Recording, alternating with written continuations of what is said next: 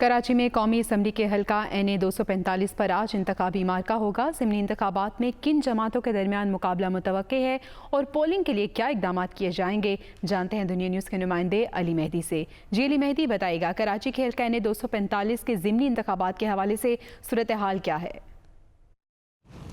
جی بالکل، کراچی میں قومی اسمبلی کی نشست این اے 245 پر ڈاکٹر عامر لیاقت حسین کے انتقال کے باعث آج انتخابی مارکہ ہونے جا رہا ہے اور اس ضمنی انتخابات میں سیاسی تجزیہ کاروں کی جانب سے ایم کیو ایم پاکستان اور پاکستان تحریک انصاف کے امیدواروں کے درمیان کانٹے کے مقابلے کی توقع ظاہر کی جا رہی ہے۔ اس ضمنی انتخابات میں پی ایس پی کے حفیظ الدین اور تحریک لبیک کے امیدوار سمیت مجموعی طور پہ 15 امیدوار حصہ لے رہے ہیں۔ ڈاکٹر فاروق ستار اس ضمنی انتخابات میں آزاد امیدوار کی حیثیت سے انتخاب لڑ رہے ہیں۔